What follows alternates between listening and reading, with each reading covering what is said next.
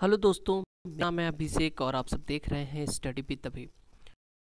तो दोस्तों, आज की इस वीडियो में हम जानेंगे कि किस तरीके से हम चिन्हों के नियम का यूज करते हैं।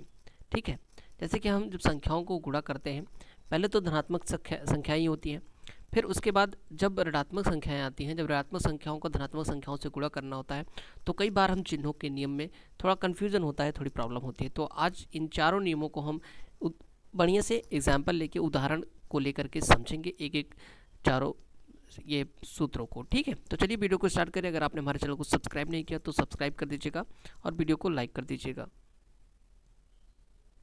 पहला नियम है कि जब भी किसी हम दो धनात्मक संख्याओं का गुणा करते हैं तो जो हमारा परिणाम होता है वो भी धनात्मक ही होता है। जैसे धनात्मक को, जैसे +5, अगर कोई नंबर लिखा हुआ है, देखिए +5 जैसे लिखा है, तो +5 को हम +5 न लेकर के केवल 5 ही लिखते हैं। मतलब कोई भी नंबर हो, अगर उसका कोई भी निशान नहीं लगा, जैसे 4 लिखा है, तो हम मानते हैं कि ये पॉजिटिव नंबर है। ठीक है, नहीं लिखा है तो भी ठीक है। तो अगर कोई नंबर के आगे कोई भी निशान नहीं लगा है तो आप समझिएगा कि वो धनात्मक संख्या है, पॉजिटिव नंबर है। तो देखिए यहाँ पे मान लेते हैं कि +5 × 6 है।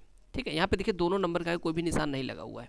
ठीक है, तो इसका मतलब क्या है, ये दोनों संख्याएं क्या हैं, धनात्मक संख्याएं। ठीक है, इनका गुणा करेंगे तो 6 पंचे 30, चिन्ह का कोई इसमें झंझट नहीं है, हमेशा प्लस, कोई भी निशान नहीं लगा तो इसका मतलब प्लस आएगा।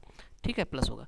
तो जब भी दो धनात्मक संख्याओं को गुणा होता है तो एक धनात्मक संख्या ये हमें मिलती है। ये नियम सबसे आसान है, ये आप समझते होंगे, ये आप करते आए होंगे। ठीक है, अब उसके आगे चलते हैं दूसरे नियम पे, जो कि है दो ऋणात्मक संख्याओं का जो हम गुणा करते हैं तो हमेशा धन आता है। जैसे -3 गुणा -4, तो कितना आएगा। पहले संख्याओं का हम गुणा कर लेते हैं, 4 × 12, फिर माइनस माइनस धन होता है, याद रखें। अब +12 को हम कहते हैं कि अब +12 ना लिखिए, केवल 12 ही लिखें। ठीक है, क्योंकि धन को लिखा नहीं जाता है, अगर नहीं लिखा तो हम समझ लेते हैं कोई संख्या धनात्मक है। ठीक है, तो आपको समझ में आया कि किस तरीके से अगर दो ऋणात्मक संख्याएं हो, दोनों ऋणात्मक संख्याएं हो, अगर आपस में गुणा करते हैं तो सबसे पहले हम संख्याओं को गुणा कर लेते हैं और उसके बाद माइनस माइनस का गुणा धन होता है। दिमाग में अपने बैठा लें कि माइनस को अगर हम माइनस से गुणा करेंगे तो कितना आएगा, बराबर धन आता है। ठीक है, तो यहाँ पे ये हो गया। एक एग्जांपल हम और ले लेते हैं इस पर। ठीक है, देखते हैं एक एग्जांपल और क्या होगा।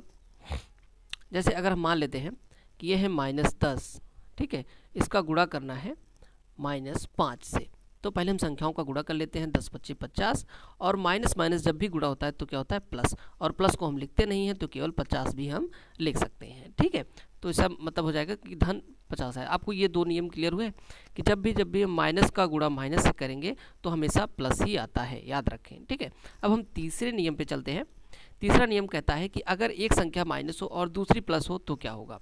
देखिए, जैसे मान लेते हैं कोई भी संख्या -3 है, इसका गुणा हम करते हैं +5 से, यानी कि 5 से। ठीक है, तो कितना होगा, ये गुणा करते हैं। ठीक है, तो पहले संख्याओं का गुणा कर लेते हैं, 5 × 3 = 15, और यहाँ पे हमने नियम लिखा हुआ है कि जब भी माइनस का गुणा हम प्लस से करते हैं तो हमें आंसर क्या था, माइनस, यानी कि यहाँ माइनस हमें लगाना पड़ेगा, तभी माना जाएगा कि ये -15 आया हुआ है। ठीक है, एक एग्जाम्पल हम और ले लेते हैं।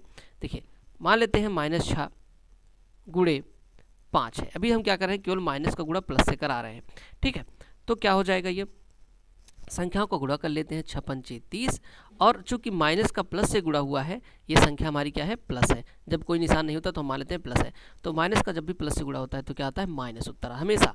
चाहे संख्या बड़ी हो या छोटी, इससे नहीं मतलब है कि -6 बड़ा हो, मतलब 6 बड़ा हो या 5 छोटा, ऐसी कोई बात नहीं। यहाँ पे जो भी संख्या जब भी माइनस और प्लस का गुणा होगा तो हमेशा आंसर माइनस आएगा। ठीक है, संख्याओं का गुणा कर लेंगे, माइनस लगा देंगे। ठीक, एक एग्जाम्पल ले लेते हैं, जैसे -3 × 15। तो इसमें बड़ी और छोटी संख्याओं का कोई भी मतलब नहीं होता।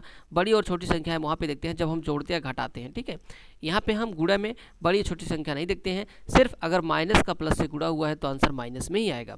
ठीक है, तो देखिए यहाँ पे हम -3 × +15 है। ठीक है, तो इसका गुणा करेंगे, कितना आएगा, देखिए 1 मिनट, तो इसका गुणा करेंगे, संख्याओं का गुणा कर लेते हैं, 15 × 3 = 45। ठीक, और चूंकि यहाँ पे माइनस है और माइनस का गुणा प्लस से हुआ है तो आंसर क्या आएगा, माइनस। ठीक है, गुणा में हमेशा याद रखें कि अगर माइनस प्लस है मतलब कि विपरीत चिन्ह है, विपरीत चिन्ह का गुणा हुआ तो हमेशा उत्तर ऋणात्मक ही आएगा, चाहे धनात्मक वाली संख्या बड़ी हो या छोटी, उससे कोई भी मतलब नहीं होता। अब लास्ट नियम देख लेते हैं धन और ऋण का। ठीक है, तो देखिए जैसे गुणा में ऋण और धन का होता है, ऋण आता है, वैसे धन और ऋण का गुणा भी ऋण ही होता है, यानी कि विपरीत चिन्ह। हमेशा याद रखें, विपरीत चिन्ह का गुणा ऋणात्मक होता है, समान चिन्ह का गुणा, जैसे समान चिन्ह है, देखिए ये दोनों समान चिन्ह है, इनका गुणा क्या होगा, हमेशा धन होगा। ठीक है, तो मैंने आपको पहले इधर बता दिया था कि देखिए यहाँ पे समान चिन्हों का गुणा धन होता है, यहाँ पे भी देखिए समान चिन्ह है, गुणा क्या हुआ है इनका, देखिए समान चिन्ह का गुणा क्या हुआ, धन आया। ठीक है, यहाँ पे भी समान चिन्ह है, दोनों भी माइनस है तो प्लस आया। लेकिन अगर विपरीत चिन्ह हुए, जैसे कि यहाँ पे आप देख सकते हो,